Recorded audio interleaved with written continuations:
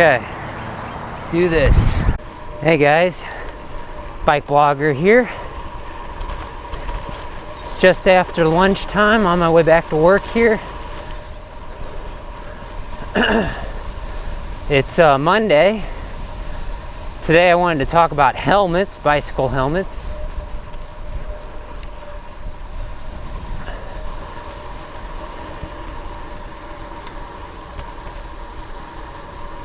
Beautiful day today. Nice and cool. Almost a little chilly.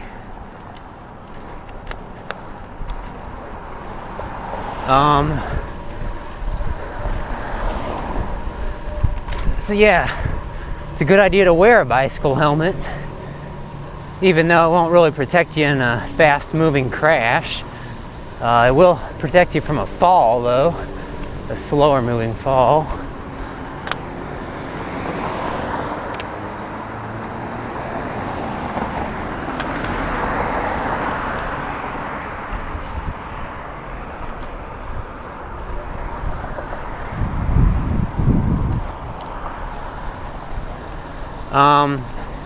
One thing I really wanted to just share today, though, is when do you replace your bicycle helmet?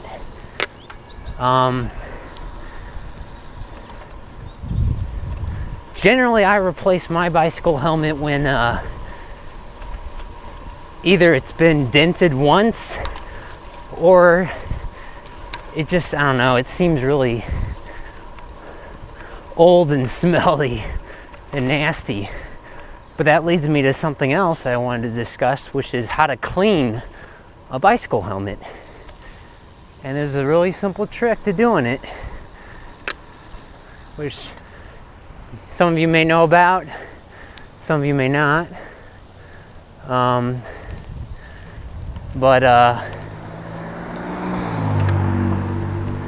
What you can do is simply take your bicycle helmet with you into the shower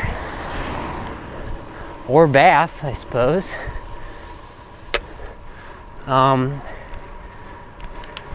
So when you're shampooing your hair, you can shampoo your helmet. It won't hurt it. So yeah, it's just a little tip of the day on my commute to work. Oh, so it's been a weird day here. A little cloudy, then it's sunny, then it's cloudy again. Let's make a left.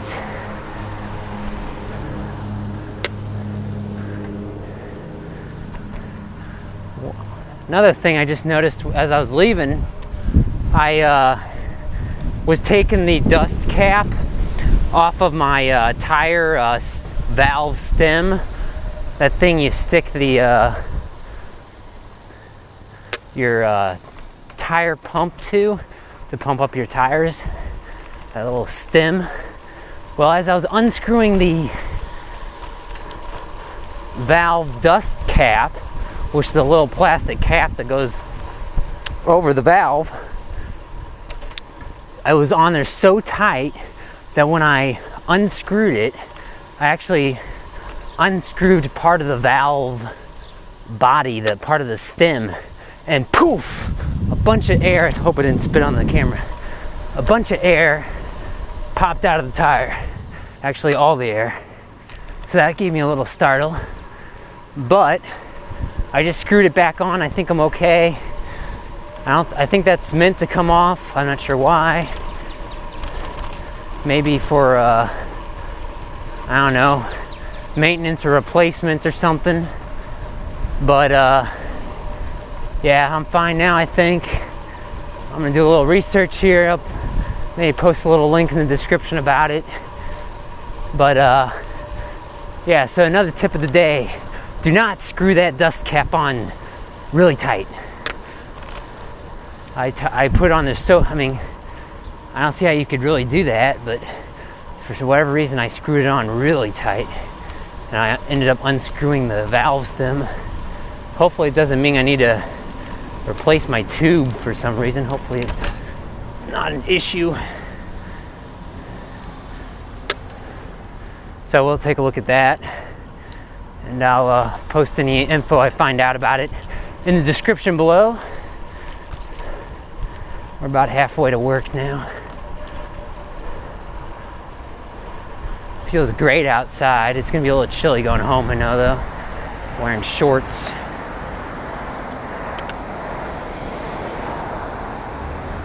A lot of cars, it's midday.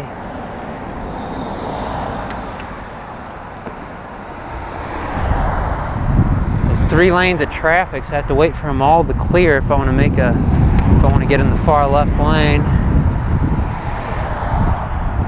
without having to signal and move over multiple times, which is a big freaking hassle. I think I just missed the light up there, so we're gonna UE it.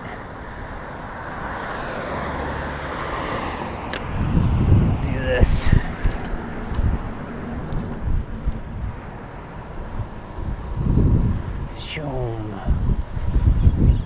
Got to be careful when you're going through parking lots. It helps that on a bicycle you're elevated a little higher off the ground than you would if you're walking around in the parking lot, but at the speed you're moving, riding through parking lots is pretty dangerous. So you got to really pay extra attention. Not that you're already paying extra attention when you're on the road, but you gotta be careful. Just because a lot of cars are parked and not moving doesn't mean there isn't somebody in them, or they aren't turned on, you know. They could pull out of a parking space or back out of a parking space pretty quickly, which is how a lot of fender benders happen. Okay, let's do this. Let's climb the hill.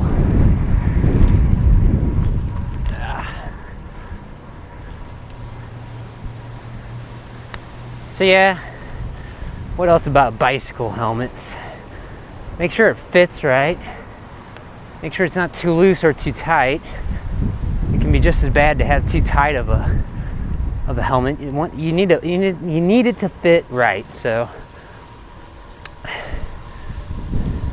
I don't know how much variation there are in people's head sizes. I'm sure it does vary depending on genders. Could be wrong though. Generally there's a small, medium, and large size, extra large maybe. Woo, windy. It's windy up here.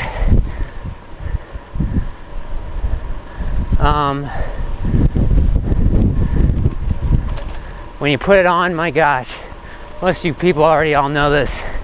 When you put it on, you want to be able to make sure you can stick a couple fingers between your neck and the strap, so that way you know it's not retained on your head too tightly. And I wouldn't be able to talk to you while riding if it was too tight.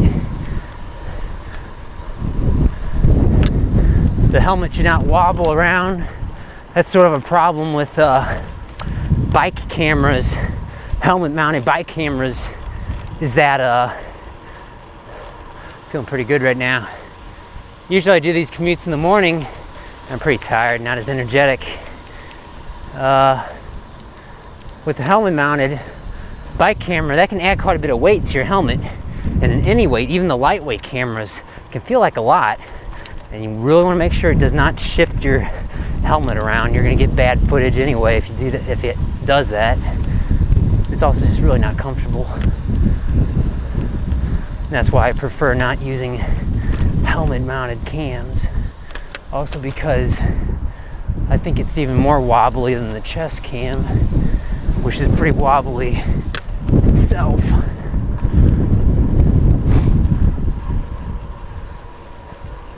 I think my headset's a little loose on this bike. A little bit of rattling noises. I'm gonna need to check that out. I'll make a note for that. Bicycles are pretty darn easy to maintain. But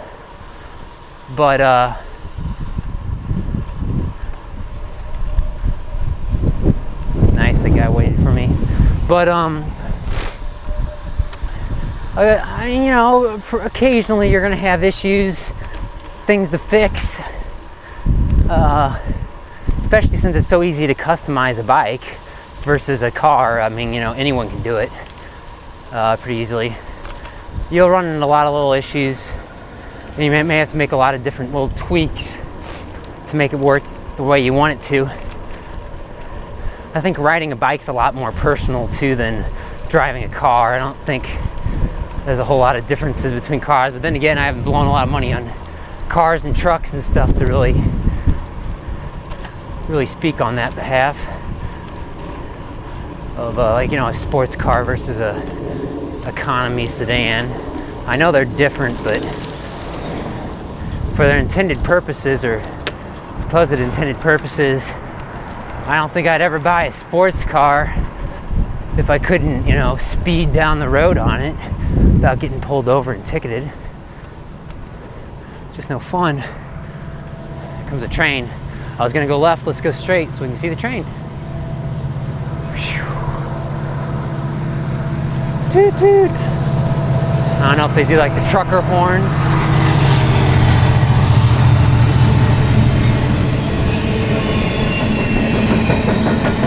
This isn't good. I'm gonna turn around.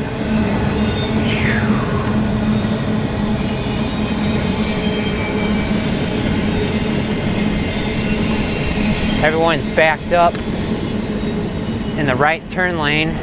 That truck didn't give me space. I wasn't about to bother squeezing between them.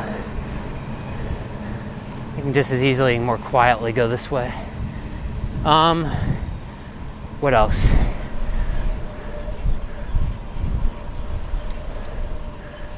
Those roof vents are really creaky. Make a lot of noise over there in that house. Well, I guess that about covers it. Like I said, I'll have some links in the description below, maybe if I remember.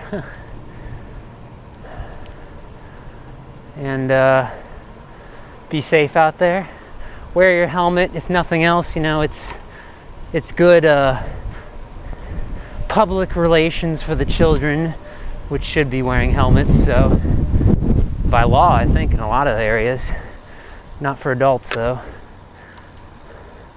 I'm totally for doing whatever you want, but I also believe you shouldn't be crying home and suing people if you get hurt or you die because you weren't wearing a helmet because you chose not to. Take a little personal responsibility, you know? See you next time.